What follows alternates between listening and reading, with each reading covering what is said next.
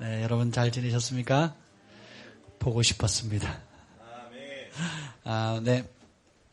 제가 여러분 송구영신 예배 때 드렸던 기도 제목들을 오늘 정리를 하면서 어떻게 할까 고민하다가 종이 치수도 다 틀리고 모양도 다 틀려서 결국은 제 목양실 옆 벽이 이게 칸막이 임시 칸막이를 친 거라 잘 이게 붙게 돼 있더라고요. 그래서 앞정으로 다 박아놨습니다. 이렇게. 그래서 짬짬이 볼 때마다 기도하고 또 그래서 2014년을 마무리할 때에 하나님께서 어떻게 우리의 기도를 응답하셨고 놀라운 일을 행하셨는지 간증하실 날을 기대합니다. 아멘. 우리의 작은 신음조차도 응답하시고 우리의 간구하는 것, 생각하는 것보다도 능히 넘치도록 응답하실 주님을 믿습니다. 아멘. 오늘 우리 기적의 삶 106일부터 112일까지죠. 예, 그 부분에 대해서 우리가 함께 나눌 텐데요. 107일을 중점으로 한번 보도록 하겠습니다. 역대하 20장 15절 우리 함께 보겠습니다. 역대하 20장 15절 말씀을 보겠습니다. 우리 한 목소리로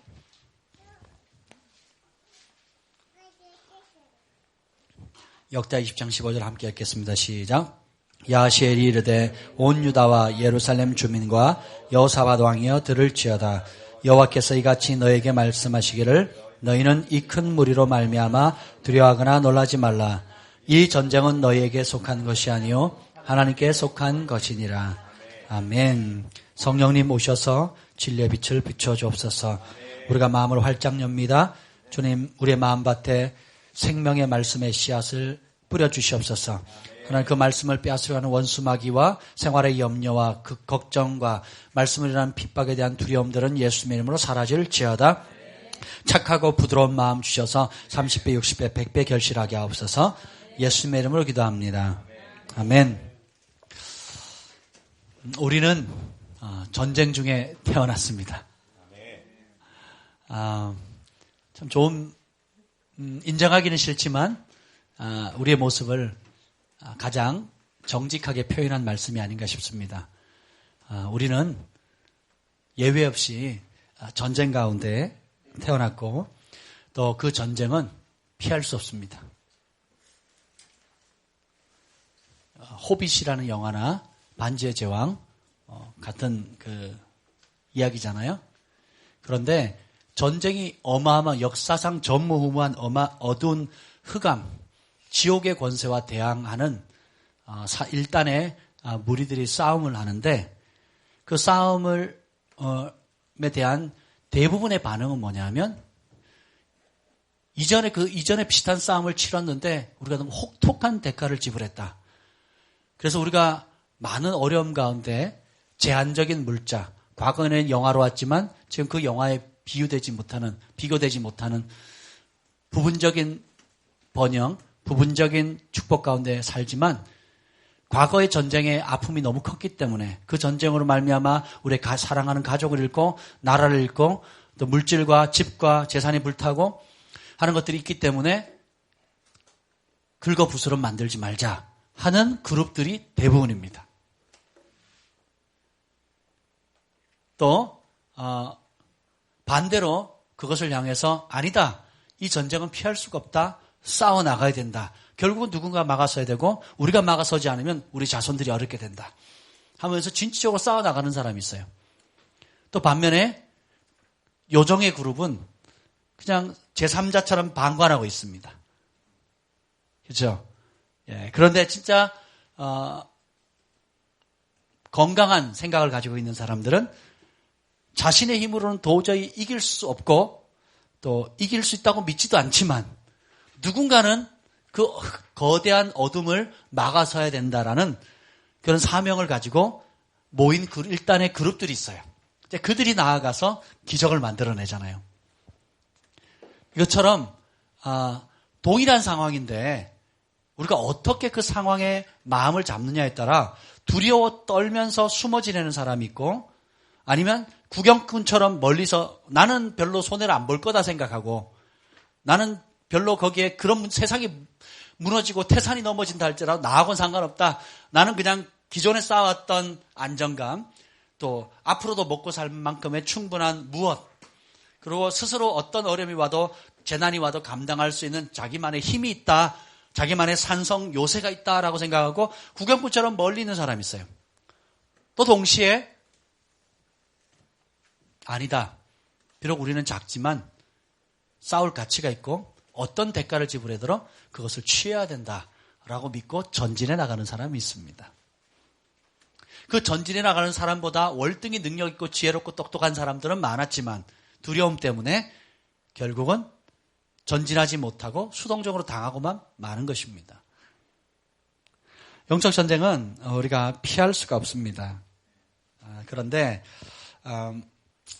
감사한 것은 하나님께서는 우리가 싸워서 이길 수 있는 전장터만 내보내신다는 거예요. 왜냐하면 우리가 얼마나 연약한 존재를 알아요. 출애굽할 때 이스라엘 백성들이 사흘길, 빠르면 사흘, 늦으면 열흘이면 갈 수 있는 길이 있었어요. 약속의 땅에. 근데 하나님께서 그 길로 인도하지 않습니다. 오히려 그 반대편으로 인도하죠. 왜요? 이 백성들이 대항하는 주변 이웃 국가들의 과의 싸움이 붙었을 때 아직 준비가 안 됐다는 거예요. 그럼 오히려 겁먹고 애굽으로 돌아갈 것이 뻔하기 때문에, 따라서 뻔하기 때문에 하나님이 애초에 그냥 방향을 틀어버리시는 거예요. 근데 우리의 영적 상태를 알아요, 주님께서. 그래서 안 될 것 같으면 안 될 것 같은 것을 못하는 일을 하라고 시키는 잔인한 분이 아니십니다. 반대로 가데스 바네아에서는 가나안 땅을 정탐하고 주님께서 올라가라, 그 자리에 승리할 수 있는 기회를 줬는데 백성들의 반응은 어떻습니까? 물러서지요. 그때도 준비가 안 된 거예요. 하나님이 돕겠다, 하나님이 함께한다, 하나님의 온갖 기적을, 홍해바다를 가르는 기적을 보여줬음에도 불구하고 역사 이래로 그런 기적이 있었습니까? 역사 이후로 그런 동일한 기적이 있었습니까? 없었어요. 가히 사람으로 태어나서는 상상도 못할 어마어마한 기적을 경험한 겁니다. 홍해바다가 갈라지고 그걸 마른 땅을 걸었다고 나와 있어요. 젖은 칙칙한 땅이 아니에요. 마른 바다를 말려버린 거예요. 그 바다까지도. 그 땅을 거닐었고 그뿐 아니라 쫓아왔던 애국 군대들이 말과 병거가 다 수장돼 버렸죠.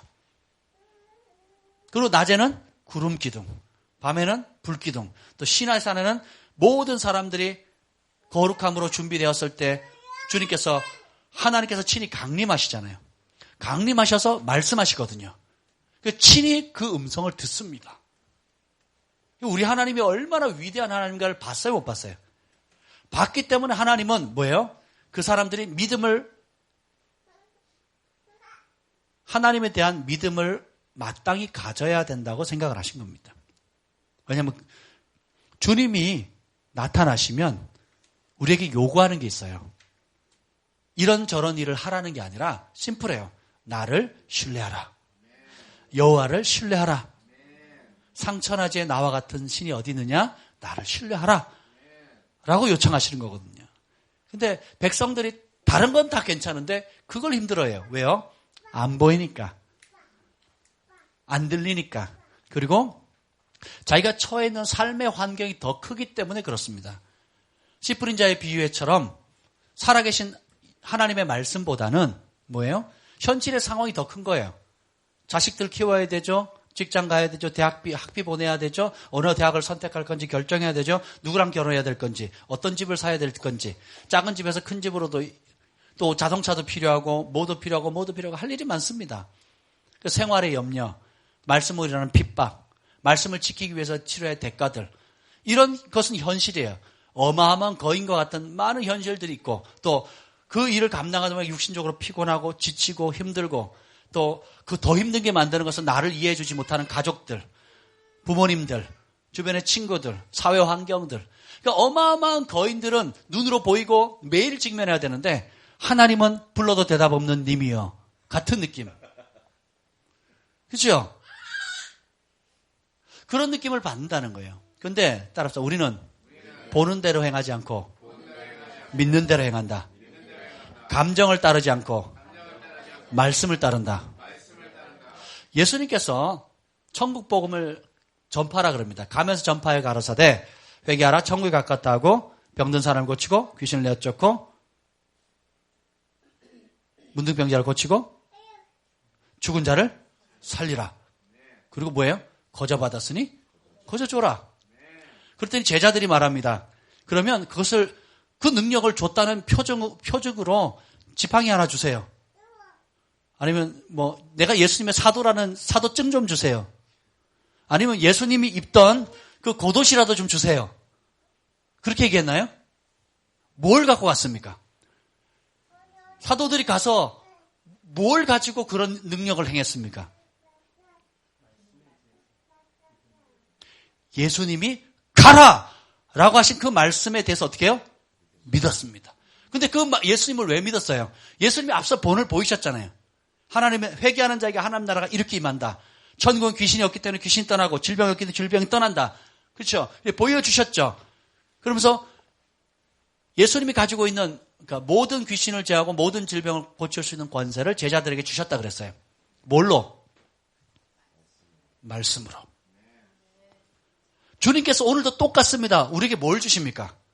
약속의 말씀, 권능의 말씀, 치유의 말씀, 축복의 말씀, 회복의 말씀, 용서의 말씀, 사랑의 말씀, 위로의 말씀, 소망의 말씀, 말씀을 주시는 거예요. 말씀으로 창조하셨듯이.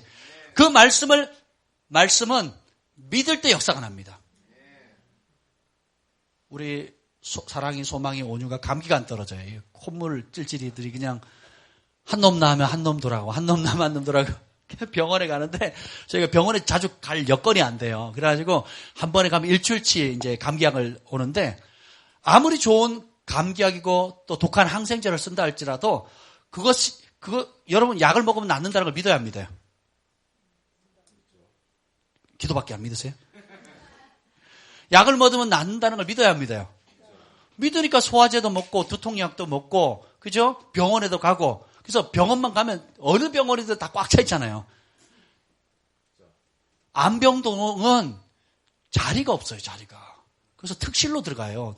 대우를 잘해서 특실이 아니라 비싸서 그러니까 일반 싼 병동은 없어서 다 특실로 갑니다. 하루에 뭐 어마어마하게 비싼 그렇잖아요. 싼 6인실 이런 데 가야 되는데 그만큼 사람들이 몇 터집니다. 또 병원에 가는 이유가 뭐예요? 낫는다는 믿음과 나은 경험이 있기 때문에 그래요. 아멘? 그런데 아무리 의사가 좋은 처방을 하고 약을 준다 할지라도 그것이 나에게 혜택이 되지 않는 길은 뭡니까? 약을 안 먹으면. 그죠? 한의사도 한약을 지어주면서 표를 하나 줍니다. 밑줄을 쭉쭉쭉 그어요. 돼지고기, 닭고기, 찬 거 쭉쭉 그어요. 뭐 하라고? 먹지 말라고. 근데 약 먹으면서 그거 먹으면 효력이 떨어지니까. 그러니까 한약 한 첩에 뭐 30만 원, 20만 원, 뭐 비싼 거는 100만 원, 막 200만 원 부르는 게 값이잖아요. 그런데 아무리 좋은 약이 효과 있는 약이라 할지라도 그걸 받아서 이 약에 효과가 있다는 걸 믿고 먹지 않으면 내 것이 안 되는 것처럼 아무리 풍요로운 하나님의 약속의 말씀이 있다 할지라도 그 약은 받아 먹을 때만 역사가 일어납니다. 믿고 순종할 때만 역사가 나타나는 거예요. 아멘. 데이비드 호건이 제가 이번에 너무 기대를 하는데요. 정말 제가 소망하는 삶 그대로를 사시는 것 같아요. 하나님께서 성령세를 주자마자 멕시코로 가라 그래서 멕시코를 갔습니다. 갔는데 장난 아니죠. 그곳에 온갖 주술사들부터 시작해가지고 그분이 기적을 구하기 시작했는데 어떤 일이 있었냐면 몬순 기후 때문에 이제 홍수가 나가지고 홍수에 떠내려가다가 이제 한 아이가 어떤 나무 같은데 엉켜 있는 나무에 걸려가지고 이제 익사당했어요. 이제 거기에 누가 와가지고 자기가 직접 뛰어들어가서 그 아이를 끄집어내어 왔어요. 그 수많은 사람이 강둑에서 못 건져오는 아이를 본인과 함께 몇 사람이 그 강물을 뛰어들어가지고 그 아이를 끄집어냈는데 이미 죽었어요. 근데 그때 예수님이 나타나신 거예요. 그 자리에. 수백 명의 사람들이 보고 자기가 그 아이를 놓고 있는데 예수님이 나타나신 거예요. 그리고 예수님이 하시는 말씀이 살리래요. 내 이름으로. 그리고 데이비드 호건이 어떻게 했는 줄 아세요? 어떻게 했는 줄 아세요? 갑자기 주변을 둘러싸이는 많은 사람들이 보이기 시작하고 그 아이의 부모가 보이기 시작하고 자신의 연약함이 보이는데 고개를 떨구고 그 아이를 엄마 품에 주고는 어깨를 축 처진 상태에서 도망갔다는 거예요. 예수님이 나타났는데도 사람에 대한 두려움 때문에 그리고 그 일을 놓고 기도해왔음에도 불구하고 그 불순종으로 인해서 영적인 그 받는 스트레스는 몇 달 동안 폐인이 돼버렸대요. 그래서 소망도 없고 자신은 거의 자기 인생의 그냥 최악의 시즌을 보낸 거예요. 그때 어느 날 아내가 오더니 그러는 거예요. 당신은 예수님 말씀 따라 병든 사람을 고치고 죽은 자를 살리고 문둥이를 깨끗이 하고 귀신을 내어 쫓고 그런 삶을 나가서 지금 당장 하든지 아니면 집으로 가라고. 고국으로 돌아가자고. 그랬더니 아내 말이 맞더래요. 다시 추스리고 일어나가지고 그래가지고 지냈는데 한 달쯤 지내니까 숨이 좀 쉴만하더래요. 조금 지나니까 이제 기운이 좀 돋으면서 다시 복음을 전하기 시작했대요. 근데 어떤 마을에 사람이 달려오더니 자기 아들 살려달라고. 그래서 가봤더니 죽은 지가 벌써 4시간, 5시간, 9시간인가 지났대요. 숨도 안 쉬고 뻣뻣해져가지고 온몸이 그냥 퍼렇게 몸이 다 굳어있죠, 이렇게.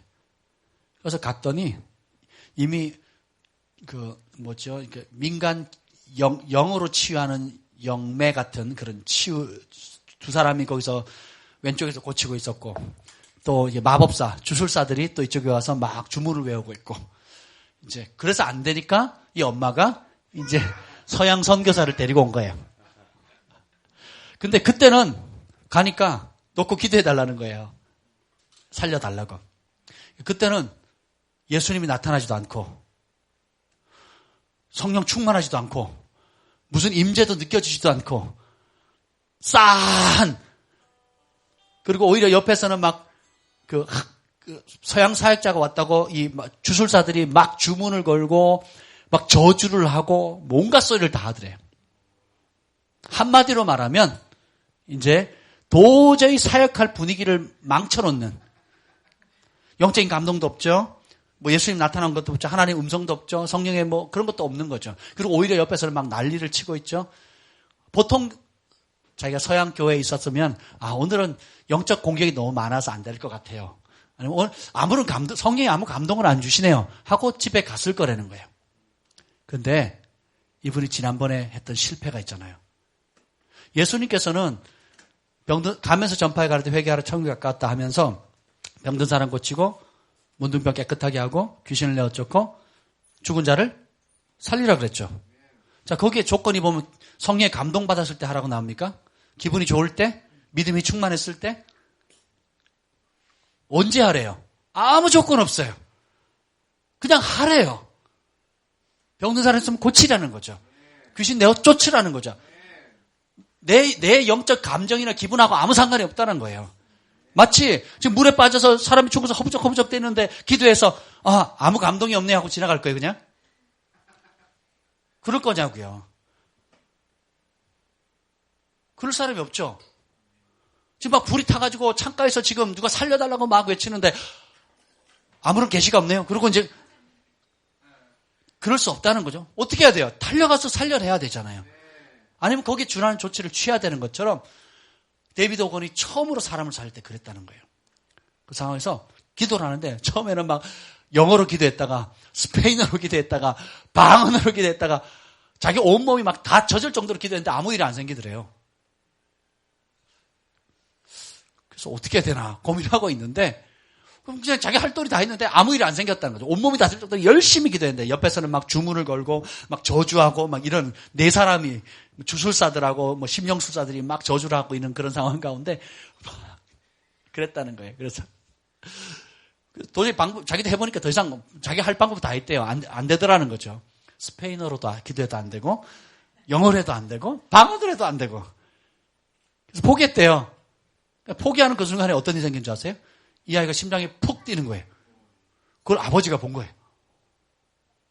아싸. 그리고 이제 갑자기 심장이 뛰더니 그 다음에 혈색이 돌아오기 시작하는 거예요. 그래도 이 아이가 살아나 버렸어요. 그리고 예수님께서 하신 그대로 했대요. 예수님께서 보통 아이들을 고치면 그 아이들을 고친 다음에 어떻게 해요? 먹이기 전에 누구한테 줘요? 엄마한테 갖다 주잖아요.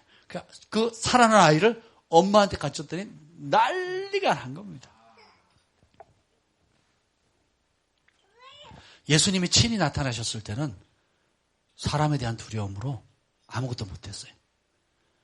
근데 두 번째는 예수님 나타나지도 않았고 어떤 감동도 없었고 단 하나 내가 다시는 내가 하나님 말씀에 불순종하지 않겠다 하는 그 말 결단을 하고 순종을 했더니 천사가 나타난 것도 아니고 계시가 임한 것도 아닌데 그리고 열심히 기도했는데 아무 일도 없어서 포기하는 그 순간에 생명이 살아난 겁니다.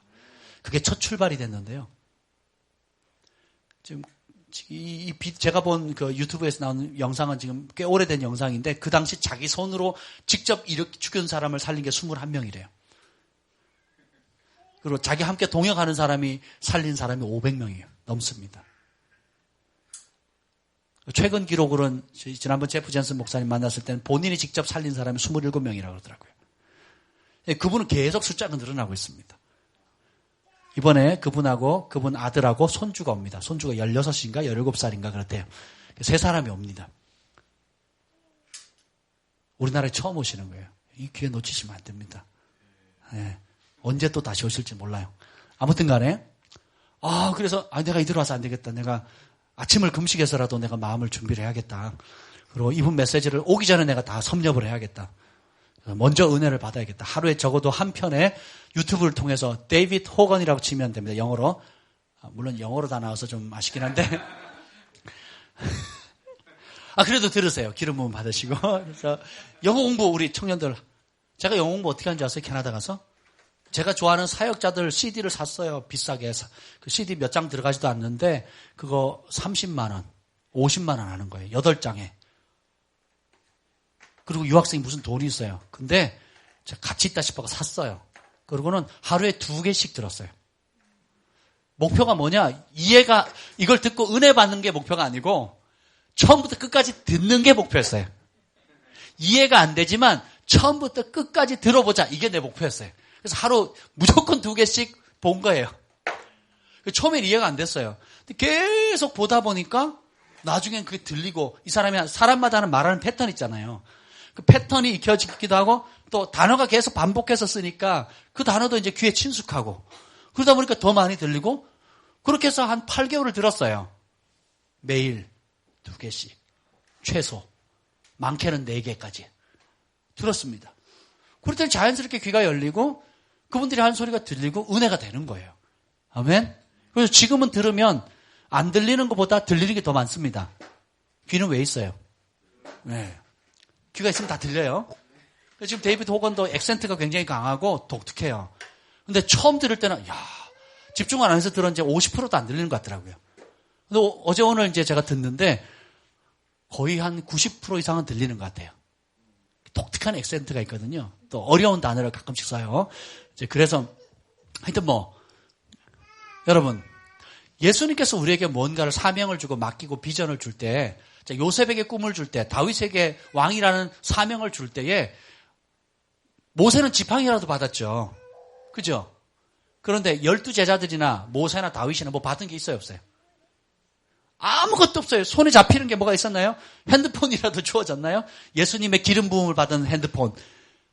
아무것도 없어요. 근데 그들이 가졌던 유일한 건 뭐예요? 하나님 주신 말씀이에요. 오늘 우리에게도 동일합니다. 영적 전쟁에서의 최고의 전략은 뭐냐면 하나님의 말씀을 붙드는 거예요. 하나님의 말씀을 온 우주의 가장 위대한 능력이 바로 하나님의 말씀이에요. 사단은 그걸 알아요. 그래서 예수님을 유혹할 때 뭘로 유혹해요? 말씀으로 인용합니다. 그렇죠? 말씀으로 유혹을 해요. 왜냐하면 그것이 가장 강력하다는 걸 알기 때문에 그래요. 근데 우리 그리스도인들만 그걸 몰라요. 그냥 은혜 받았어요. 눈물찍. 그게 단 줄 알아. 위로 받았어요. 소망을 얻었어요. 이렇게 생각해요. 그게 아닙니다. 하나님 말씀은 부딪히는 그대로 역사가 일어나요. 치유의 말씀이 부딪히면 치유의 역사가 일어납니다. 공급의 말씀이 역사가 일어나면 가난에서 부요가 일어나요. 아멘. 어떤 말씀이 여러분에게 레마로 탁탁탁 부딪히든지 그 말씀이 여러분 심령에 새겨지고 붙들고 그대로 순종하면 역사가 일어나는 겁니다.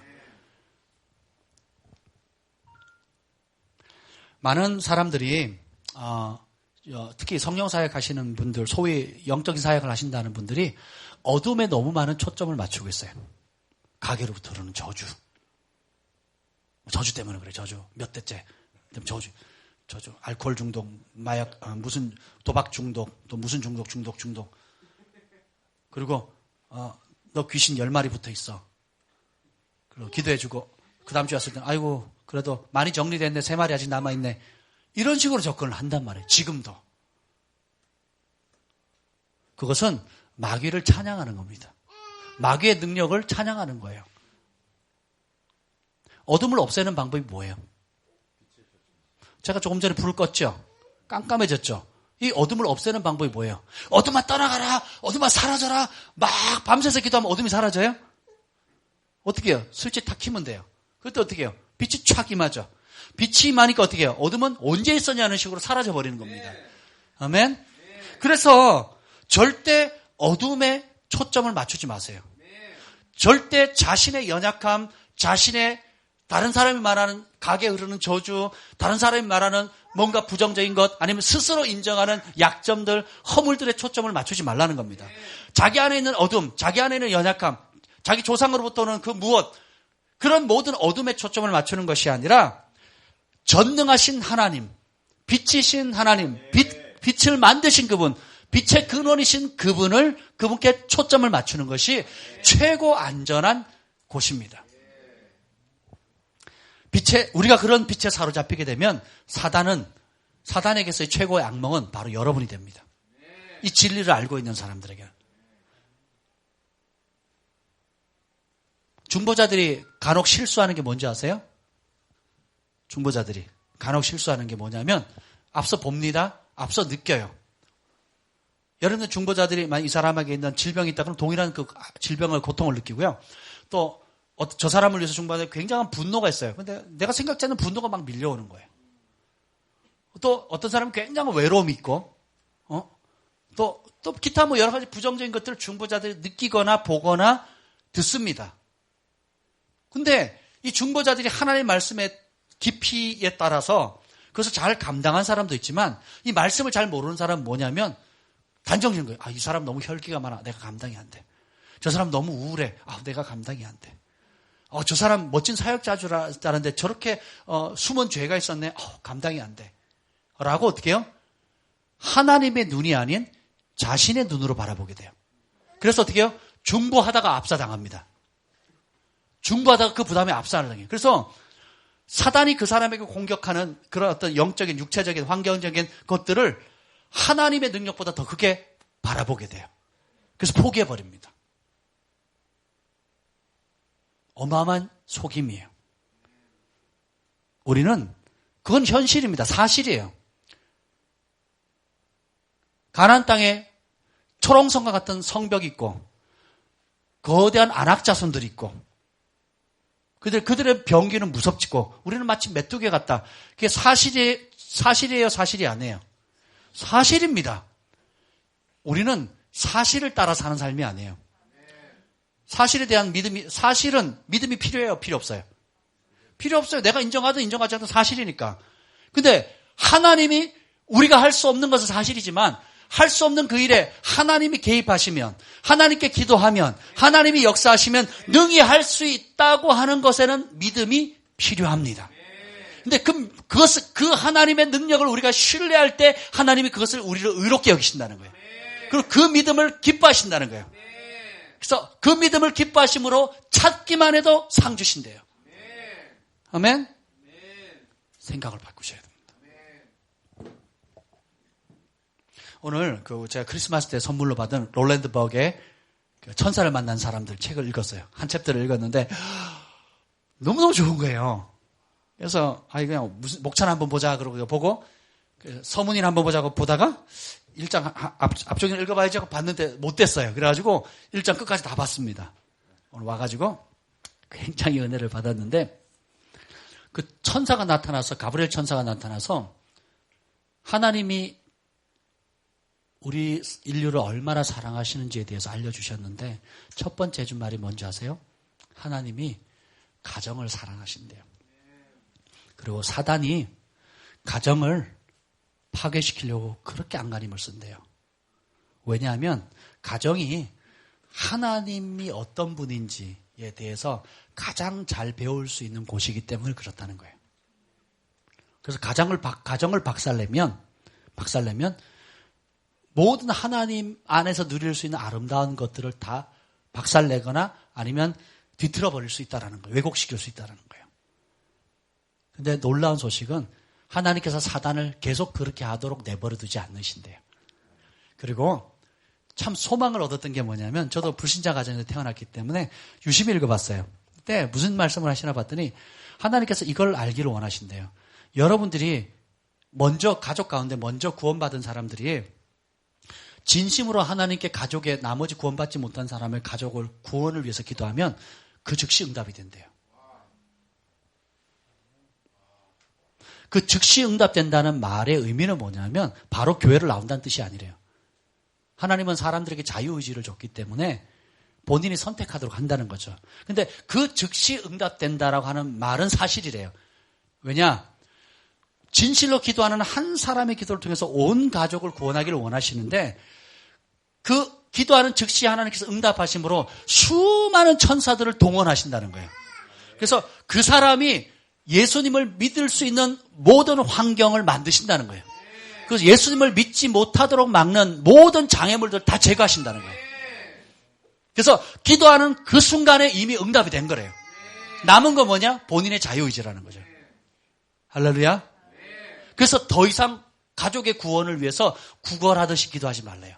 하나님 안 기뻐하신대요. 오히려 이렇게 기도해요. 하나님께서 내 기도를 응답하시니 감사합니다. 이제 우리 가족을 어떤 방식으로 구원하실지 내가 기대합니다. 하나님께서 어떤 놀라운 역사를 통해서 우리의 가정을 구원하실지 내가 보기를 갈망합니다. 구원하실 하나님을 찬양합니다. 마치 다니엘이 하나님의 뜻을 알기 위해서 기도했을 때에 언제 응답됐어요? 사실 그 기도는. 다니엘이 겸비하려고 무릎을 꿇는 그 즉시에 하나님께서 들으셨어요. 그리고 그 즉시 천사를 보냈단 말이에요. 아멘. 20일이 지난 다음에 하나님이 그래 아이고 기특한 것 20일이나 금식해 아이고 이쁘다 이제는 들어줘야 되겠군 통과 이게 아니에요. 마음을 겸비하는 그 순간 그 즉시 하늘에서 들으시고 천사를 보낸 겁니다.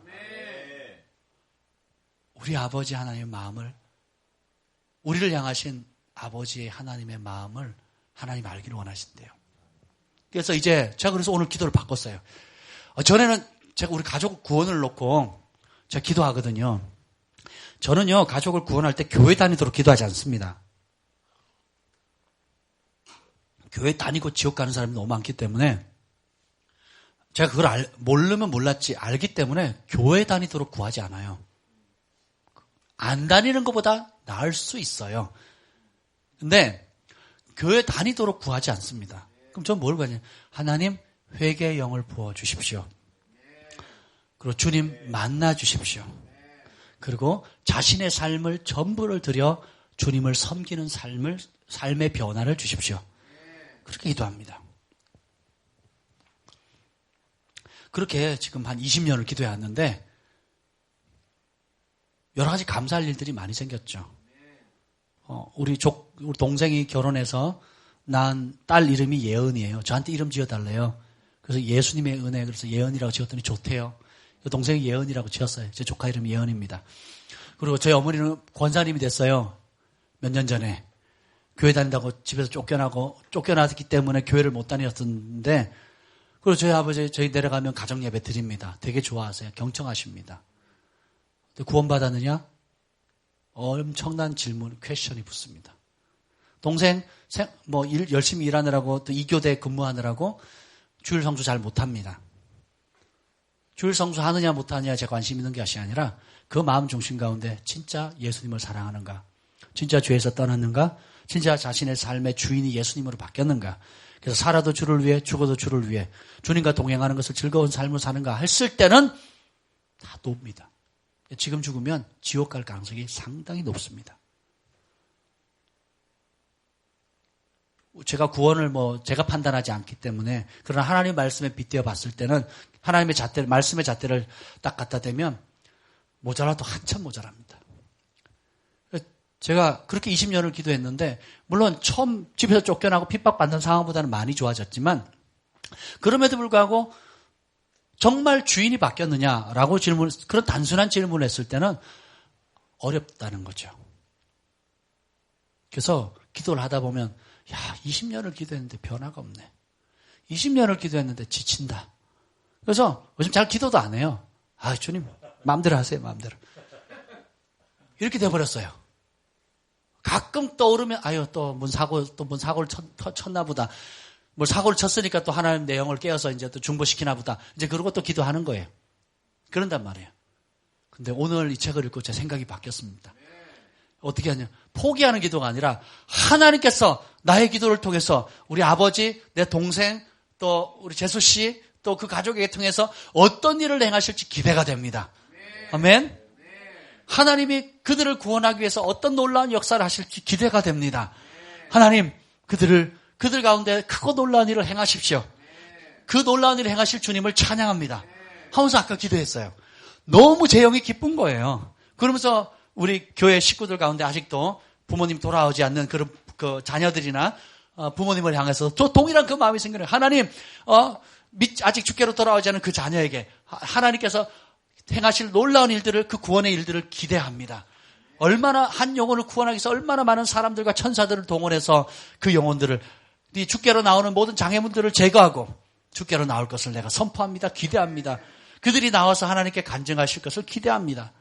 아멘. 그럼 믿음의 선포를 하게 되는 거예요. 왜요? 전쟁은 너에게 속한 것이 아니야. 하나님께 속한 것이라. 이 큰 무리로 인해서 두려워하지 말라. 환경과 상황으로 인해서 두려워하지 말라는 것입니다. 하나님께서는 우리가 싸워서 이길 준비가 되어 있는 전투 속으로만 인도하십니다. 감당할 수 있는 자리에만 보내신다는 거예요. 안드레 시비가 아시죠?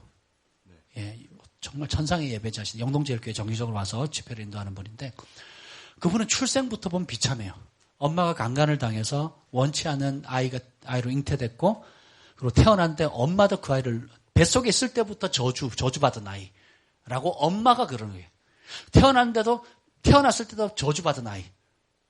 너는 저주의 산물이야. 내가 원치 않았는데, 내가 당해가지고 이렇게 됐는데. 그걸 아는 주변 가족들, 친척들과 똑같이 대하는 거예요. 여러분이 그 입장에 됐다면 이 땅에 살아갈 의욕이 있겠습니까? 따라서 감당치 못할 시험을 주시지 않으신다. 그 말은 뭐냐면 가히 상상도 못하는 어려움, 입에 담기도 어려운 그런 상황 속에서도 하나님 그 사람을 두셨다면 감당할 능력을 이미 그 DNA 속에 집어넣는다는 겁니다. 아멘? 제 개인적인 스토리를 나눴지만 여러분이 제가 표면적으로 얘기하는 것을 10분의 1만 이해하셨다고 생각하시면 돼요. 아니 100분의 1도 이해를 못하세요. 제 입에서 이렇게 단위에서 나눌 수 있는 얘기가 그 정도니까 나눌 수 없는 얘기는 이루 말할 수 없는 어려움이 있었어요. 그런데 그때 참 힘들었어요. 지나고 보니까 하나님께서 감당할 능력을 주셨어요. 그때가 제 인생에서 정말 영혼의 봄날이었습니다. 주님을 찬양하고 예배하고 24시간 찬양하고 또 생각만 해도 주님 응답해 주시고 내가 구하지 않은데 존귀하게 학교에 회장 되게 하시고 그리고 반장 되게 하시고 교회에 회장 되게 하시고 장학금 나오고 태어나서 머리털 나고 처음으로 수석도 해보고 그리고 선생님들 사랑받게 하고 전혀 다른 현실 상황과는 전혀 다른 그 밤에는 매일 3시간 동안 울면서 기도하고 그리고 밤새도록 찬양하고 하루 종일 또 찬양하고 이게 도대체 내가 어느 나라에 있는지 모를 정도로 이 업다운이 심한 그러니까 정말 회오리 바람 가운데 폭풍 한가운데 있었던 것 같아요. 근데 내 영혼은 평안했습니다. 내 영혼은 기뻤어요. 그러니까 여러분들이 어떤 어려움을 당하고 어떤 힘겨움이 있고 육체적인, 정신적인, 환경적인, 관계적인, 재정적인 어려움이 있다 할지라도 하나님은 승리하는 전장 가운데 여러분을 두신다는 겁니다. 이 전쟁에서 가장 안전한 자리는 순종하는 겁니다. 마귀를 대적하고 하나님께 복종하는 거예요. 복종하는 자리가 승리의 열쇠입니다. 그래서 근데 이 순종하는 자리를 벗어나게 되면 스스로 과도한 압력을 받게 돼요. 이 순종의 자리를 벗어난다는 의미는 뭐냐면 내 방식, 또 다른 사람들에 대한 조언 혹은 내가 가지고 있는 두려움을 따라 반응하겠다는 거거든요. 그렇게 되면 어떻게 돼요? 스스로 하나님 안에 있는 안식의 자리에서 벗어나는 겁니다. 하나님은 결코 우리를 버리지 않으세요. 우리가 하나님의 길을 떠나는 거죠. 두려움 때문에 떠나기도 하고 욕심 때문에 혹은 불신 때문에 염려 걱정 때문에 하나님을 의뢰하지 못하는 것이지 결코 하나님 우리를 버리지 않으십니다. 예수님께서 우리를 사랑하시되 끝까지 사랑하십니다. 주님께서는 우리를 마귀가 없는 곳으로 인도하지 않아요. 그리고 마귀를 피할 수 있는 곳으로 인도하지 않습니다. 주님께서는 마귀를 쫓아내라 그래요. 우리 보고. 누가? 우리가 아버지 하나님의 이름을 의지해서 예수님의 이름을 의지해서 우리가 쫓기를 원해요. 왜요? 우리가 하나님의 왕의 자녀들이잖아요. 아멘. 그래서 마귀 없는 곳, 죄 없는 곳, 또 유혹이 없는 곳으로 우리가 그냥 편안하고 꽃 피고 그냥 사시살절 온실 같고 무균실 같은 이런 곳으로 보내는 것이 아니에요. 제가 이사단 수색대를 딱 2년 2개월 이제 군생활을 하고 딱 나오니까 어떤 자신감이 생기냐면 그때는 젊으니까 전 세계 어디를 날 갖다 놔봐라. 나는 살아날 자신 있다. 이런 자신감이 생기는 거예요. 2년간 특수훈련을 그냥 군생활을 한 것뿐이에요. 뭐 저희보다 어려운 특수부도 되게 많은데 그냥 2년간의 군생활이 나를 아무 데나 갖다 놔도 살겠더라고요. 왜냐하면 군대에서 무슨 훈련을 받았냐면 해발 1000m가 넘는 고지에 한겨울에 매복을 서요. 체감온도 마이너스 40. 그래서 우리는 사단장님을 보좌하는 직할 수색대대거든요. 연대 수색대가 아니라 연대 수색대 애들 보면 저희가 두들겨 팼어요. 연대 수색대들은 초등학생이라고 여겼기 때문에 걔네들 우리가 부르면 쫄아서 도망가고 막 그랬거든요. 실제로 그랬었어요. 근데 실제로 가서 매복을 쓰는지 안 쓰는지 누가 할까 모르잖아요. 사단장님이 의심을 한 거예요. 그래가지고 뭘 했냐면 사단 참모들을 동반 매복을 시키는 거예요. 하루 돌아가면서. 그 대령들이거든요, 다. 대령이면 사실 중대장이나 뭐 연대에 있는 장이 될 수 있단 말이에요. 근데 그 매주 와요. 그 사람들은 뭐냐, 지휘봉 하나 들고 가요. 그냥 맨몸에 지휘봉 하나만 들고 올라가는데 반도 못 올라가가지고 천고지 반도 못 올라가가지고 헉 되면서 탈진해요. 우리는 완전 군장에 매복할 준비를 다 해가지고 올라가거든요. 그러니까 벌써 반쯤 올라가다가 그러는 거예요. 그리고 이제 실제로 매복을 밤새 쓰거든요. 그 추운데 살 같은 추위에서 쓰거든요. 그리고 밤을 꼴딱 새고 가니까 사단장님한테 어마어마하게 보고하는 거예요. 진짜 매복을 쓰는데 올라가는 것도 힘든데 막 온갖 얘기를 해가지고 우리 소대장님 상 탔잖아요. 그러니까 그리고 뭐 여름에도 뭐 그냥 텐트 하나 쳐놓고 거기서 자기하고 겨울도 그냥 텐트 하나 쳐놓고 거기서 자기하는 거예요. 동계훈련 뛰면 그러잖아요. 텐트 하나 치고 그 안에 살거든요. 고드럼이 텐트 위에 거꾸로 이렇게 매달려요. 이렇게 바닥까지. 그런 데서 그 돌 위에서 여름은 그래도 쳐가지고 부드럽게라도 하죠. 겨울에는 그냥 돌이 울퉁불퉁한 데서 자는 거 모포 하나 들고 그런 훈련을 받았어요. 그러니까 아니 뭐 모텔 호텔 뭐 아무 상관없죠. 전 세계 어디다 갖다 놔도 충분히 살겠다는 그런 자신감이 생기는 거예요. 왜요? 고난을 통과했기 때문에. 훈련을 통과했기 때문에. 그리고 하나님께서 그런 훈련을 통해서 저를 강하게 하셨어요. 마찬가지입니다. 사망의 음침한 골짜기를 비껴가는 것도 아니고 제끼는 것도 아니고 열외시키는 게 아니라 과감하게 통과하는 거예요. 통과하는 과정 가운데 빛이신 하나님께서 함께하는 것을 보게 하는 거예요. 기적의 하나님을 경험하게 합니다. 그리고 원수가 없는 게 아니라 원수 앞에서 당당히 잔치상을 배설한다는 거예요. 우리 삶에 원수가 얼마나 많습니까? 관계의 어려움으로 원수 맺는 사람이 있고, 질병의 원수, 재정의 원수, 또 여러 가지 열등감의 원수들, 두려움, 또 막연함, 여러 가지 원수 마귀는 그것을 통해서 우리를 끊임없이 믿음에서 떨어뜨리려고 하는데, 우리 하나님은 어떻게 해요?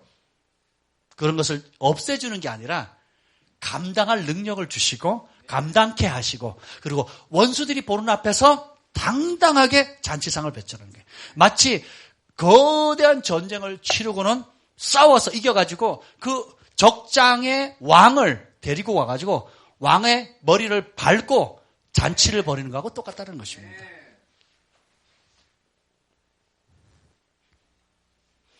어릴 때는 하나님께 제발 이거 좀 비켜주세요. 좀 비켜가게 해주세요. 아니면 이 잔을 옮기시옵소서. 그런 기도 참 많이 했던 것 같아요. 근데 그것이 아버지의 뜻이 아니라는 것을 뒤늦게 깨달았습니다. 주님은 어떤 시련과 환난 가운데서도 주님을 의뢰함으로 당당히 승리할 수 있는 하나님의 왕의 자녀들을 만들고 계시는 겁니다. 이런 전장 가운데서 가장 안전한 곳은 순종의 자리입니다. 그 순종의 자리에 있는 한, 복종의 자리에 있는 한 우리는 가장 안전한 것입니다.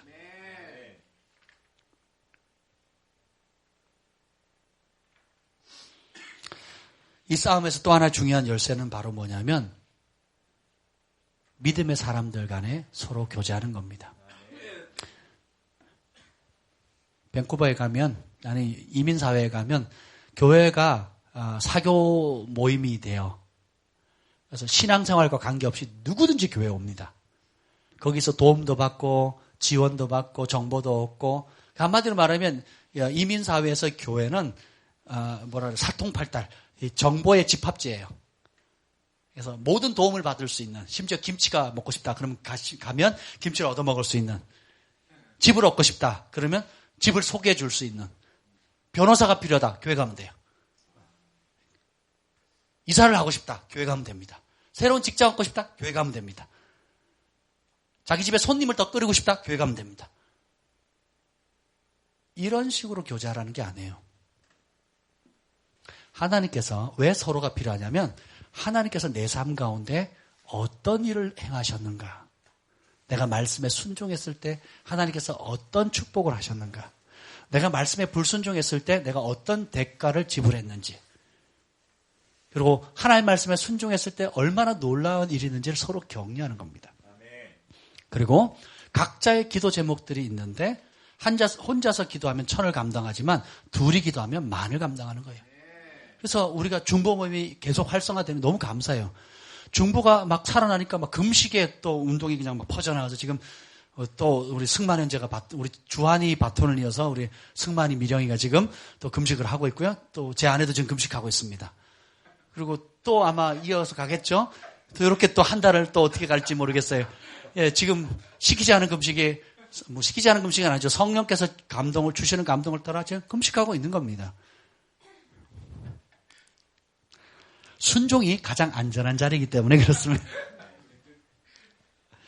영적 전쟁에서 우리의 가장 큰 싸움은 마귀를 대적하는 게 아니에요. 제가 축사할 때 발견한 게 그겁니다. 이 귀신이 도대체 누굴까? 이 귀신이 힘이 얼마나 셀까? 이 귀신이 내 비밀을 알면 어떡하지? 내 과거의 죄를 들춰내면 어떡하지? 사람들 앞에서 귀신 영 이러면요 믿음이 확 쪼그라듭니다. 이렇게 조금 있었던 믿음도 확 쪼그라들. 예자도 안 나와. 예수의 이름으로 예도 안 나옵니다. 제가 처음 6개월 동안 예수 믿고 밤마다 전 세계 귀신이 목만 잘라가 저한테 찾아왔거든요. 매일 밤. 거의 매일 밤 찾아왔어요. 아, 기분 되게 더럽습니다. 진짜 빛을 지르면서 오는데, 그러니까 매일 오니까, 아이고, 올 것이 왔나 보다. 그러고 이제 별로 처음 올 때는 무서웠는데, 그 다음에, 아이고, 그냥 빨리 하고 가. 그렇게, 뭐 그런 분위기였어요. 근데, 목사님께서 예수님의 이름으로 쫓아내면 된대요. 아, 그렇게 심플하냐고, 알았다고. 이제 그리고 하는데, 얘도 안 나와요. 왜요? 예수님의 이름보다는 그 마귀가 더 큰 거, 예수님의 이름에 뭐, 아무것도 없잖아요. 보이는 게, 잡히는 게 아무것도 없잖아요. 그렇죠? 아무것도 잡히는 게 없어요. 사용하기 전에는. 근데 마귀는 너무 무서워 보이고 커 보이는 거예요. 그러니까 거기에 눌려가지고 하고 뭐 며칠은 예자도 못 꺼냈어요, 예자도. 내 마음은 원이로되 입이 안 움직여요. 입이 안 움직이는 게 아니라 내가 벌써 믿음으로 얼어버린 거예요. 근데 며칠 씨름하다가 결국 예수님의 이름으로 하고 입이 튀어지는 그 순간 그 귀신이 떠나가고 다시는 찾아오지 않았습니다. 예수님의 이름은 믿음으로 사용할 때만 경험할 수 있어요. 아멘? 근데 우리가 그런 어둠의 현상에 초점을 맞추는 게 아니고 우리를 둘러싸고 있는 영적인 어둠이 얼마나 큰지 또 우리 부모님을 잡고 있는 안 믿는 부모님을 잡고 있는 그 어둠의 세력이 얼마나 큰지에 초점을 맞추면 기도할 때 소망이 있겠어요? 믿음이 생기겠습니까? 그렇죠? 그게 아니라 Our God reigns. 우리 하나님이 통치하십니다. 우리 하나님이 다스립니다. 우리 하나님은 만물의 주인이십니다. 하나님을 계속 바라보는 하나님의 선하심, 구원하심, 홍해 바다를 가르신 하나님, 또 성벽을 무너뜨린 하나님, 또 뭐죠? 거인을 쓰러뜨린 하나님. 다윗이 쓰러뜨린 게 아니에요. 또 뭐가 있죠? 가사. 대적할 자 누구냐? 그 찬송을 만들었잖아요. 너무 잘 만들었어요. 우리 박기정 목사님이 그 만드신 곡이죠. 제가 아는 분인데 너무 좋은. 홍해 바다를 가르시고 견고한 여리고성을 무너뜨리시고 골리앗을 쓰러뜨리신 그 하나님. 그 하나님이 나의 아빠라는 거예요. 무게중심을 바꾸셔야 됩니다. 시각을 바꾸셔야 돼요. 그러면 달라 보입니다. 우리가 전쟁 중에 태어났기 때문에 휴전이나 휴가도 없고 그러면 그 생각하면 제가 하와이 코나에 가서 DTS를 받을 때 딘 셔만이라고 그 당시에 영적 전쟁의 세계적인 대가였어요. 그분의 강의를 듣는데 첫 마디가 온 거예요. 우리는 여러분 원치 않던 영적 전쟁 가운데 있습니다. 휴전도 없고 그리고 쉼도 없고 전적 전쟁 중에 있기 때문에 우리는 휴일도 없습니다. 사단은 주일도 안 쉽니다. 공휴일날 안 쉬어요. 막 얘기하는데 내가 그럼 나 어떻게? 사단은 뭐죠? 사단은 밤낮을 안 가립니다. 그러니까 완전히 들으면 막 사단이 계속 올라가는 거예요. 나는 그냥 점점점 쪼그라드는 거예요. 오해한 거죠. 그분은 그렇게 가르치진 않았지만 제가 그 말씀 봤는데 나는 어떻게 해야 되지? 어둠에 초점을 맞추면 우리는 너무 무기력해지는 겁니다. 근데 가장 심플한 건 이거예요. 거기에 초점을 맞춰서는 안 됐어야 됐어요. 가장 안전한 자리는 하나님께 순종하는 자리입니다. 가장 안전한 자리는 보면 너희는 하나님께 복종할지어다 마귀를 대적하라 그리하면 너희를 피하리라. 첫째는 하나님께 복종이에요. 복종한 상태에서 순종한 상태에서 마귀를 대적하면 떠난다는 거예요. 마귀는 우리가 숨는 게 아니에요. 피하는 게 아니에요. 마귀 너 없다. 나 너 인정 안 할 테니까 너도 나 인정하지 마. 서로 우리는 서로 모르고 지내는 사이야. 한다고 안 달라붙는 게 아니에요. 하나님께 복종할 때 가장 안전하고 하나님의 말씀 안에서 내가 마귀가 공격이 올 때 대적하면 떠난다는 겁니다. 마귀의 공격을 받을 수 있는 유일한 방법은 불순종하는 거예요. 그리고 마귀가 하는 일에 초점을 맞추면 우리는 두려움에 사로잡히게 되고 결국은 하나님 주신 부르심의 자리를 떠나게 되는 것입니다.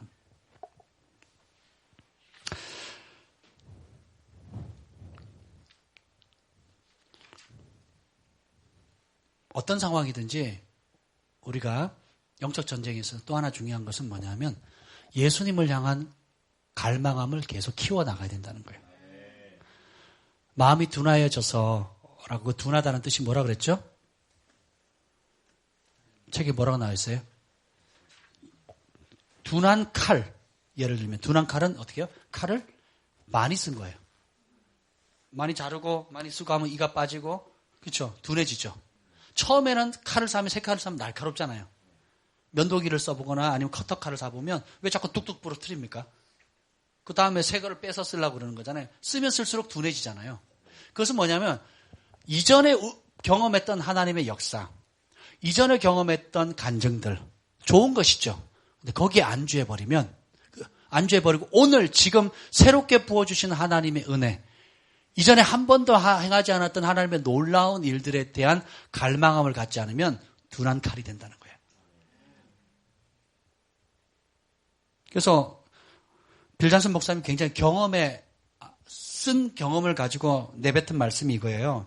111날에 보면 첫 문장이 현재 하나님의 역사를 거절하는 사람들은 가장 최근에 하나님의 역사를 경험했던 사람들인 경우가 일반적이래요. 다시 말하면 오늘의 부흥을 가장 거절하는 사람은 어제 가장 최근에 부흥을 경험했던 사람들이라는 거예요. 그 사람들이 왜냐하면 이미 하나님을 경험했다, 이미 하나님을 다 안다 라고 생각을 하는 거예요.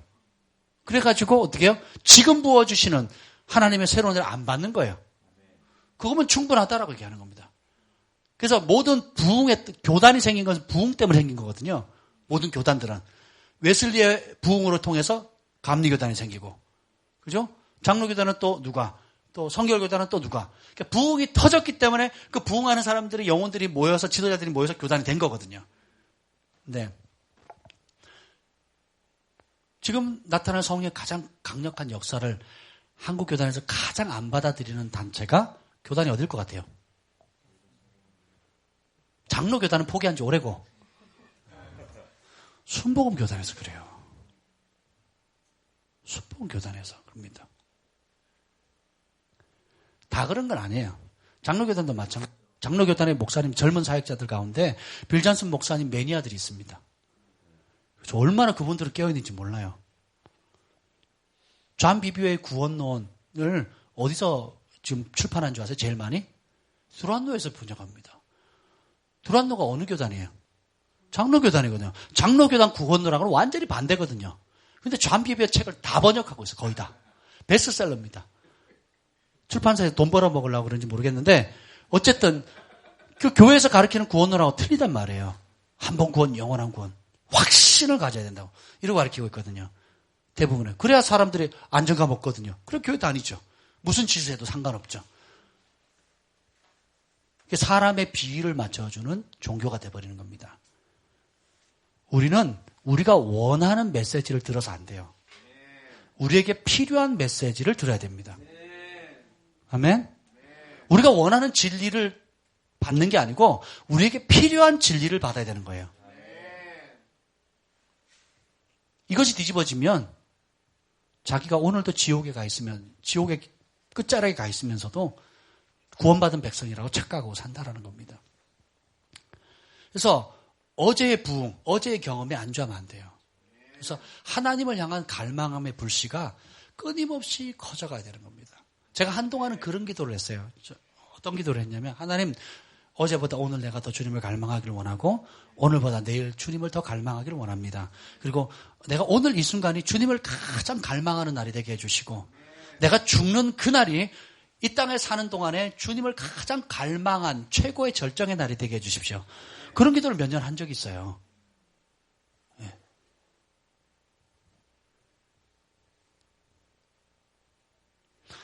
무엇이 저주입니까? 가게 흐르는 저주가 아니에요. 무엇이 저주인지 아세요? 갈망함을 멈추는 게 저주의 시작입니다. 주님을 향한 갈망함, 말씀에 대한 목마름, 기도에 대한 열정, 영혼 구원에 대한 열정, 이런 갈망함들이 식어지는 그 순간부터 우리는 어떻게 돼요? 정체되는 게 아닙니다. 우리는 썩어져 들어가는 거예요. 서서히 죽는 것입니다. 그래서 여러분들의 영혼이 살았느냐 죽었느냐를 판별할 수 있는 가장 심플한 게 뭔지 아세요? 내가 주님을 오늘 갈망하고 있는가? 배고파하고 있는가? 목말라 하고 있는가? 주님을 더 사랑하고. 왜냐하면 사랑과 갈망은 연결되어 있거든요. 사랑과 갈망과 열정은 다 연결이 되어 있습니다. 처음 사랑에 빠졌는데 열정이 없다. 그게 사랑이에요? 부모가 아무리 반대해도 저는 저 남자가 좋아요. 저 여자가 좋아요. 그러잖아요. 그죠? 대가를 지불하죠. 그리고 밤이 맞도록 전화하고 거리는 문제되지 않고 전에 국어 50점, 60점 맞던 사람도 시인이 돼서 막 글을 쓰고 아무리 가난했던 사람도 용돈 다 탈탈탈 털어가지고 자기가 한 번도 사지 않은 선물을 사고 이전에 못했던 어마어마한 전에는 불가능했던 일이 사랑에 빠지면 뭐든지 가능해지는 거예요. 사랑하는 자에게는 능치 못함이 없느니라. 연결되어 있는 겁니다. 그래서 오늘 여기 빌자스 목사님이 그 얘기를 하잖아요.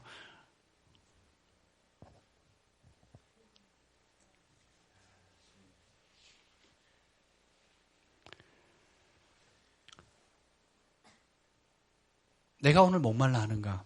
산상순의 마태복음 5장 3절에 첫 번째 복이 뭐예요? 심령이 가난한 게 복입니다. 가난했었다가 아니에요. 지금 가난한 게 복입니다. 그리고 제가 그때 그 기도를 하면서 뭐라 했냐면 하나님 내가 하나님을 향한 갈망과 사랑이 식어지면 내 목숨을 걷어가 주십시오. 그런 기도를 한동안 했었어요. 그 이유는 뭐냐면 내가 이 땅에 사는 마지막 날이 주님을 가장 사랑하는 날 되기를 원합니다. 제 머리로 그런 기도를 했겠어요? 우리 주님은 알아갈수록 매료되는 분이고 이 진리를 발견하면 발견할수록 그분을 더 사랑하게끔 되어 있어요. 더 굶주리게 되어 있고 더 뜨거운 열정을 갖게 되는 거예요. 그게 없으니까 자꾸 제도로 묶고 교회 했던 행사로 묶어버리고 과거에 왔던 전통으로 묶어버리고 자기가 했던 패턴으로 묶어버리는 거예요. 그래서 성령의 역사는 없고 패턴과 인간 냄새 풀풀 나는 여러 다양한 프로그램으로 그냥 돌아가게끔 만들어버리는 거죠. 실제적인 관계가 아니라. 그래서 우리는 주님 그분과의 인격적인 교제에 초점을 맞춰야 되는 겁니다. 가난한 마음 갖는 것. 주님 한 번만이면 족한 것. 그리고 주님을 위해 사는 삶이 아닌 주님과 함께 사는 그것이 내 인생의 최고의 기쁨이 되는 단계로 가셔야 돼요. 그걸 깨닫는 것도 은혜지만 거기서 머물러서는 안 됩니다. 깨닫는 것을 내 삶으로 누릴 때까지 계속 쳐서 복종해 나가야 되는 것입니다. 마지막으로 이 길을 가려면 형제의 비방을 감수해야 된다는 거예요.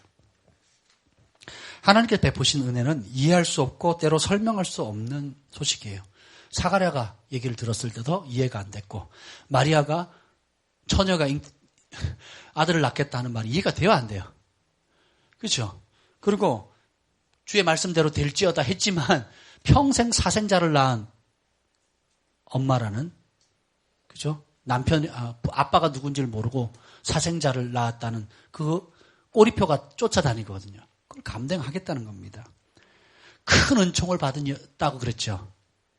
큰 은혜를 받았다라고 그랬는데 큰 은혜를 받았으면 사람도 좋아하고 나도 좋고 다 좋을 걸로 생각을 하는데 어떻게 해요? 하늘로부터의 은혜가 우리에게 항상 기분 좋게 역사하지는 않는다. 성령 충만하면 좋은 것 같죠? 좋습니다. 그리고 뭐 기적이 나타나고 또 축복이 임하고 또 하나님의 말씀을 따를 때 오는 온갖 축복들이 있는데 좋은 면만 있는 게 아니에요. 예수님이 나쁜 일 하셨어요? 좋은 일만 하셨죠. 근데 사람들은 두 종류로 했죠. 예수님을 좋아하는 대부분의 사람들이 있었지만 또 많은 사람들이 어떻게 예수님을 죽이려고 했어요. 바울이 손수건만 닿아도 막 앞치마만 닿아도 사람들이 살아나고 온갖 희한한 기적들이 다 나타나는데 사람들이 어떻게 해요? 그 바리새인과 서기관들이 바울을 죽이기 전에는 먹지도 않고 마시지도 않겠다 하고 결단하면서 사람을 죽이는 암살단을 꾸리잖아요. 근데 그 암살단이 한 도시뿐만 아니라 바울이 가는 곳마다 쫓아다녀요. 그래서 바울이 어떻게 도망갑니까? 밤중에 바구니 타고 성벽에서 무슨 007 작전 하듯이 그렇게 도망가는 거예요.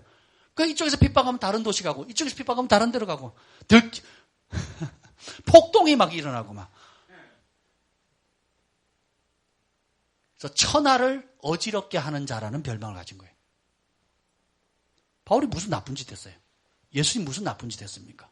여러분이 무슨 나쁜 짓 했어요? 그래서 예수님께서 하신 말씀이 의를 위하여 핍박받는 자 복이 있나니 천국이 저희 것입니다.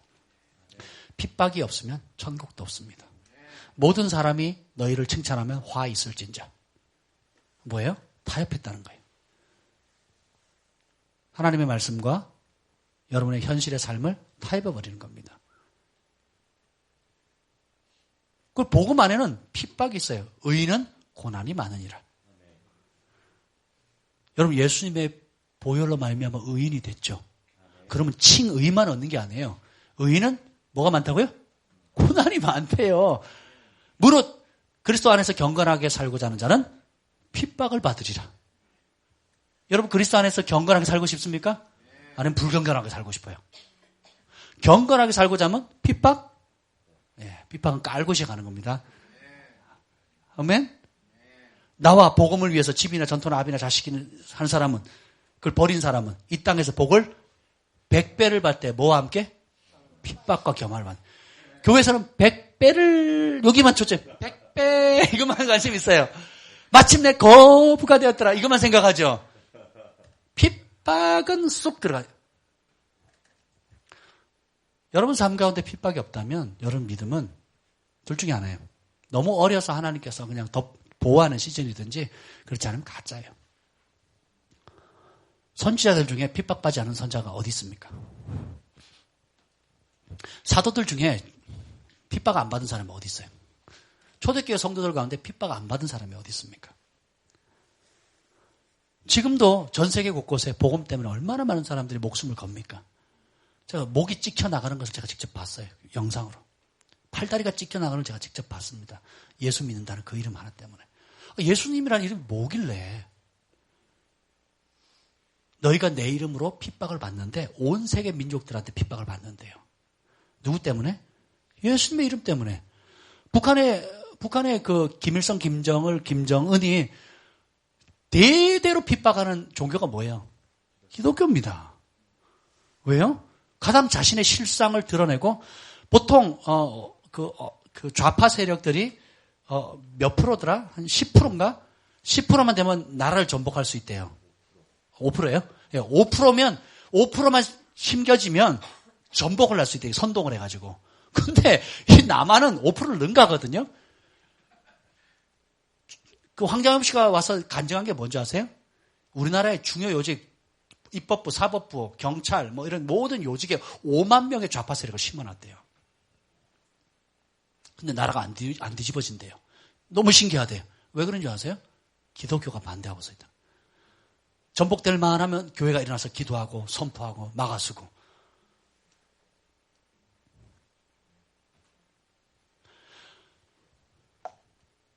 탈북한 사람들 중국에서 돌봐주면서 복음 전해서 예수님을 만나게 하고 하루 종일 말씀 묵상하게 하고 예수님의 사랑을 알게 되면 그들이 한국 오는 걸 포기하고 다시 북한으로 들어갑니다.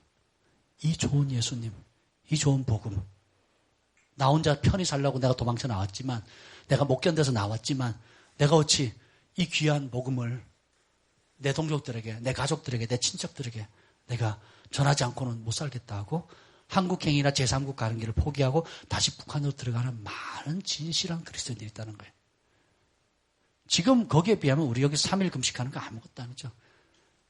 돈을 조금 더 버니 덜 버니 주일 성수를 하니 안 하니 이런 차원의 문제를 가지고 우리가 논할 게 아니죠. 그래서 어느 그 목사님의 어머니가 몇 년 전에 꿈을 하나님께서 그 환상으로 자주 이렇게 보여주시는데 마지막 때 심판 장면을 보여주시는데 남한과 북한을 이렇게 불을 한번 확 태워드려요. 남한에 북한에 벼가 많이 익었어요. 물이 익었어요. 남북한에 확 태웠는데요. 남한은 다 쓰러지고 아무것도 몇 없대요. 근데 뭐라고 얘기하는지 아세요? 북한에서 구원받을 영혼이 남한에서 구원받을 영혼보다 더 많대요. 근데 이런 얘기를 종종 듣거든요. 다시 말하면 남한의 교회가 많아요? 북한의 교회가 많아요? 그럼 비교가 돼요? 안 돼요? 주 예수를 믿으라. 그리하면 너와 내 집에 구원이 이르라. 사람이 마음으로 믿어 의에 이르고 입으로 시인하여 구원에 이른다 그랬죠. 그 환경이 어떤 건 줄 알았어요? 북한 공산당원 앞에서 북한 사람이 김일성이 김정은이 그 사진 앞에다 딱 놓고 저 사람 우리 신이 아니다. 예수님이 나의 주인이다. 라고 말하는 거와 똑같아요. 그럼 정치범 수용소나 아니면 공개 처형을 당하거든요. 온갖 고문을 당하면서. 그 상황에서 마음으로 믿고 입으로 시인하는 거예요. 그러면 구원받는다는 거예요. 남한의 상황은 어떻게 해요? 이렇게 예수님 십자가 우리는 죄인인데 하나님은 사랑이시고 그리고 우리 죄값을 지불하셨고 십자가에 달려 죽으셨고 믿기만 하면 천국 갑니다. 동의하시죠? 동의합니다. 축하합니다. 하나님 백성 됐습니다. 반쪽짜리 복음이에요. 반쪽짜리. 거기에는 주인이 바뀌는 것도 없고 그 주인을 위해서 목숨을 거는 것도 없고 마음과 뜻과 힘과 정성과 목숨을 다해 주 너의 하나님을 사랑하라는 결단도 없는 거예요. 대가도 없고 그냥 혜택만 누리겠다는 거예요. 혜택만 누리는 복음은 반쪽짜리 복음이고 뒤틀어진 복음입니다. 그 복음은 사람을 구원할 수가 없어요. 죄를 이길 수도 없습니다. 거룩한 삶 살지 않아도 결국은 천국 갈 수 있다는 거죠. 그렇게 되는 거예요. 그래서 깨어 있어야 됩니다. 왜 주님께서 깨어 있으라, 깨어 있으라, 깨어 있으라, 거짓 선지자를 삼가라, 거짓 교사들. 바울도 유언할 때 내가 3년 반 동안 밤낮으로 눈물을 흘리면서 내게 경고했던 것을 기억해라. 왜냐하면 내가 떠나면 흉악한 이리가 와서 양떼를 노랗게 할 거다. 그렇게 얘기하거든요. 에베소 교회를 향해서. 바울이 보니까 신약의 편지들은 다 뭐예요? 교회 안에 흉악한 이리들이 와가지고 잘못된 가르침, 잘못된 교리들, 잘못된 여러 것들을 가지고 교회를 사도 바울이 3년 반 혹은 그렇게 대가를 지불해서 교회를 세워놨는데 거짓 교사들, 거짓 선지자들이 와가지고 잘못된 가르침으로 죄 지어도 천국 갈 수 있다. 우상 숭배해도 되고 돈을 더 사랑해도 되고 뭐 여러 가지 것들 통해서 하니까 그걸 막아쓰려고 쓴 게 편지들, 고린도전후서, 골로새서, 서신서들 다 그거예요. 안 믿는 사람을 향해서 쓴 게 아닙니다. 신약은 다 믿는 사람을 위해서 쓴 거예요. 제가 신약 전공자잖아요. 신약은 압도적으로 모든 이방인이든 유대인이든 믿는 자를 향해 쓴 거예요. 근데 예수님께서 뭐예요? 깨어있으라. 구원받을 자가 적다. 얘기하잖아요. 근데 진짜 믿는 사람들의 가장 심플하게 나타나는 증상이 뭐냐? 핍박과 비방을 받는다는 거예요. 그래서 산상수훈에 밑으로 쭉 내려가면 마음이 청결한 자는 뱉어 쭉 나온 다음에 의를 위하여 핍박받는 자는 복이 있나니 기뻐하고 즐거워하라. 하늘에서 너희 상급이 큼이라. 직장에서도 핍박받고 그리고 학교에서도 핍박받고 뭐예요? 예수 이름 때문에. 심플해요. 그 진리대로 살기 때문에. 바르게 살겠다는데 사랑하며 살겠다는데 거짓말하지 않고 살겠다는데 의롭게 살겠다고 하는데 세상 사람들은 가만 놔두질 않습니다. 따라서 피하지 말자. 받아들이자. 견디자. 통과하자. 기억하십시오. 지는 전쟁에 전장터에 하나님 보내지 않으십니다. 여러분이 지금 있는 그 자리는 하나님이 승리할 수 있기 때문에 보내준 것입니다. 지금 주변에 둘러싸고 있는 사람들이 어떤 하나님을 거스리는 행동을 한다 할지라도 여러분이 있는 그 자리는 여러분이 승리할 수 있는 자리입니다. 가정이든 학교든 직장이든 어디든 간에 여러분이 승리할 수 있는 곳입니다. 믿음이 무엇입니까? 많은 하나님의 약속에 대한 동의가 아니에요. 믿음은 행동하는 것입니다. 믿는 대로 행동합니다. 여러분이 진짜 믿는 그대로 여러분의 시간, 물질, 삶 모든 것이 움직입니다. 아멘. 오늘 이 밤에 우리가 함께 기도할 때에 여러분들이 오늘 주신 말씀들을 따라서 좀 강력하게 혹시 여러분 가운데 가족들 가운데 혹은 사랑하는 사람들 가운데 구원받지 못한 사람들이 있다면 구원을 선포하십시오. 그리고 하나님 앞에 구걸하는 것이 아니라 하나님 앞에 쥐어짜는 것이 아니라 뭐예요? 하나님께서 이미 여러분의 기도를 들으시고 그 일을 행하실 것들을 기대하시고 또 응답하심을 찬양하시길 바랍니다. 그래서 승리를 선포하십시오. 그리고 주님을 위해서 내가 고난받는 것, 핍박받는 것, 또 진리를 따를 때 오는 여러 가지 세상과 직면해야 될 관계적 어려움, 또 재정적인 어려움, 환경적인 어려움 가운데 하나님 내가 당당히 맞설 수 있는 힘을 주시옵소서. 기억하십시오. 가장 영적 전쟁 가운데 가장 안전한 곳은 하나님께 복종하는 자리입니다. 복종하는 자리에서 마귀를 꾸짖을 때 마귀는 떠납니다. 불순종하는 자리에서 아무리 금식하고 뭐 큰 소리 친다고 목이 쉬면서 외친다고 마귀는 듣지 않습니다. 순종하는 것 자체가 능력입니다. 순종하는 것 자체가 기적입니다. 순종의 속도가 성숙의 속도임을 기억하십시오. 우리 이 시간에 함께 기도합시다. 기도할 때 하나님 우리에게 놀라운 은혜를 부어주시옵소서. 함께 기도하겠습니다. 고라바라바 샨다라바라바라바라바 샬라